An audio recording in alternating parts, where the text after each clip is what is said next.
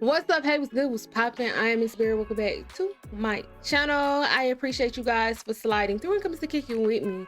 As you guys can see, I've been dipping and dabbling and in things that Fox News have been putting out. I came across this video, which was like, the title alone was just pretty like, Tucker, what is going on here? So it was just like, yeah, Tucker, what is going on here, Mr. Carlson?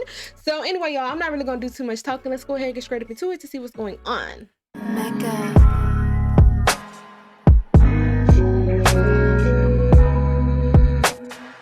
All right, y'all.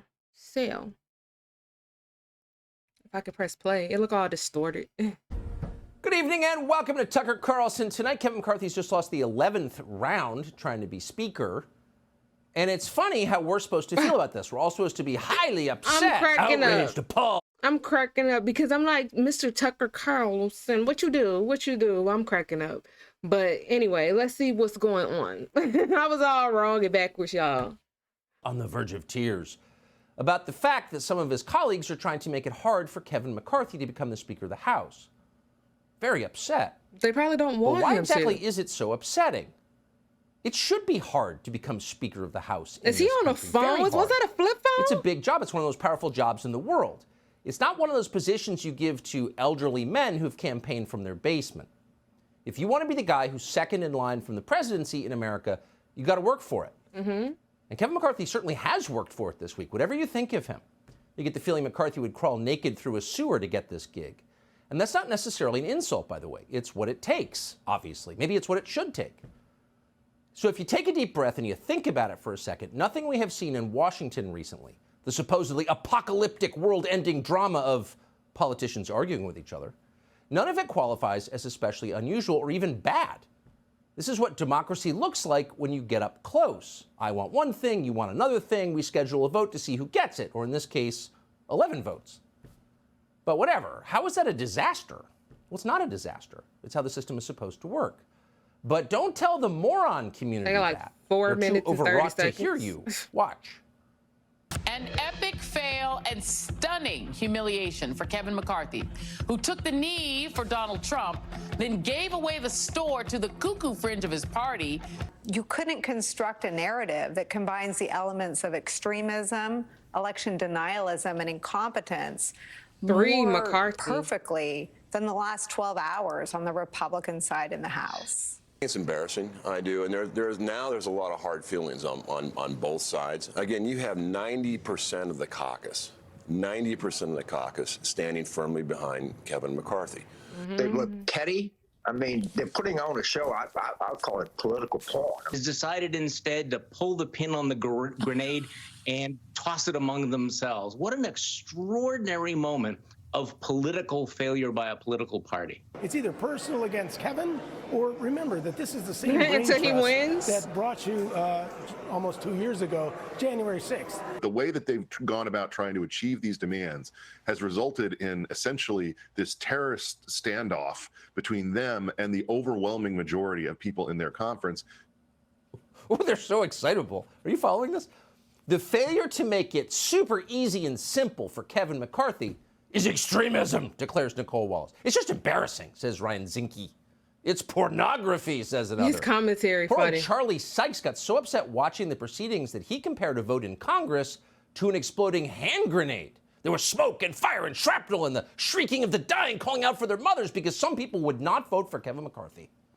That's what it was like in there, ladies and gentlemen. That's that man with that flip phone, with that ponytail right there. Then another one of the buffoons in the clip you just saw went further and called the whole thing terrorism, which is the remorseless use of violence against a civilian population to effect a political goal. So Chip Roy is Osama bin Laden now. Hunt him down in his cave. Dan Crenshaw of Texas, filling the role recently vacated by his friend Adam Kinzinger, said virtually the same thing yesterday. Anyone who doesn't support Kevin McCarthy for Speaker is a terrorist. And Crenshaw's voice seemed to crack with emotion as he said he meant it. What's going on here exactly? Why are these people so upset? Well, part of it, of course, is political. Dan Crenshaw is a committed neoliberal. He's a tool of his donors. He's hawkish on Ukraine's borders, but indifferent to ours. And Dan Crenshaw knows that Kevin McCarthy is the least conservative speaker he is likely to get ever. And they all think that. Watch one of them make the case.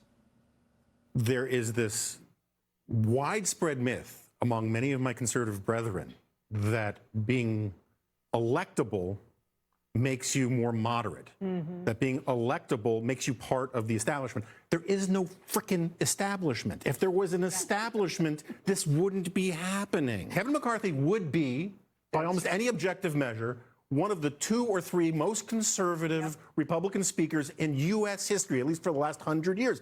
Paul Ryan was the most conservative speaker. I don't mean to just pause right there, but I'm cracking up laughing as I don't think voting tonight is productive. I think let the people work a little more.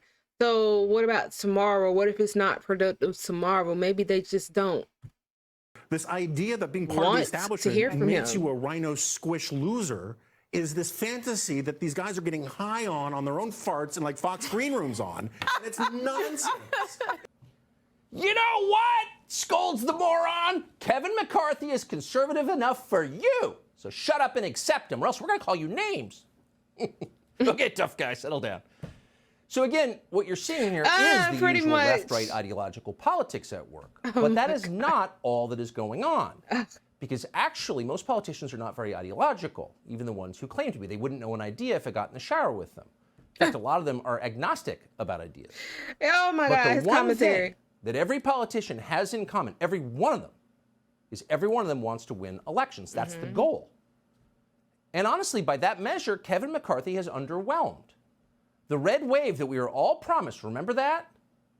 It didn't materialize last fall. The midterms were a crushing disappointment. Now, that is not all Kevin McCarthy's fault. If you want to blame a single person, blame Mitch McConnell, who deserves it. But Kevin McCarthy was the head Republican in the House when that happened, that debacle happened. And he shares responsibility for it. That's true. But you'd never know that from listening to Republican leaders in Washington. They don't talk about it. They've never atoned. They have no plan to change. They'd like to ignore what happened in November and move on Sweep it under the rug. Everything is fine. That means McConnell continuing to be minority leader. That means McCarthy as speaker. That means Ronna Romney McDaniel still running the RNC, the same team that was in place 2 months ago. How does that work exactly? If I'm a valet parker and I crash your car, you don't give me another car to park until I take a driving lesson, right? You gonna come out of pocket paying for that car you crashed. Your paycheck gone, your job. A more expensive one this time, because if there's one thing that Washington hates on a bipartisan basis, it's accountability. And unfortunately, the Republican Party is no different in that. No one is ever punished for failure or ever forced to explain how those failures happen. And as a result of that lack of accountability, no one ever improves. Everybody just keeps getting rewarded for producing the same disasters. Think about that. If you raised your kids like that, they'd be in prison. Man. So maybe the main thing that's making people mad is worse. Republican voters see the same people in charge producing the same mediocre results, paying a lot more attention to lobbyists than to them. They don't want the usual status quo. It's the opposite of democracy. And watching this drives them insane. It's a fair bet that most people don't hate Kevin McCarthy as a man. He's no Mitch McConnell. Pretty nice guy, actually. But most normal people do hate the system that keeps promoting Kevin McCarthy for turning in a subpar performance. Exactly. So say what you will about the effort to prevent McCarthy from becoming speaker, the terrorism, as we're calling it in Washington, is terrorism. That effort has one upside. That effort has challenged the current system in a meaningful way. Kevin McCarthy may in the end become Speaker of the House. He likely will, because no one seems man enough to challenge him directly, so he'll get it by default, and he's trying really hard. So maybe he does deserve it. But here's the critical thing to know. If he does become Speaker, by the time he becomes Speaker, Kevin McCarthy will have learned a lot. Kevin McCarthy will have publicly acknowledged his failures. He will have been forced to face the people he has disappointed, both within the Congress and outside of it. And he will have promised to change. So here we will have suffering, accountability, and repentance. Those are not bad things. No, those are the best things. Those are the wrenching life experiences that turn the mediocre into decent people. Do you think it's going to happen, though? Kevin McCarthy never would have done any of that unless he was forced to. None of us will ever do any of that unless we're forced to. So 20 of Kevin McCarthy's colleagues have forced him to become better. And the rest of us ought to be very grateful to them for doing it because no one else was going to. Subscribe to the Fox News. Okay, y'all, I'm glad this video over with. I'm looking out the window because somebody want to be speed right. So these folks over here to get on my nerves. And the window is down, y'all. The window's down.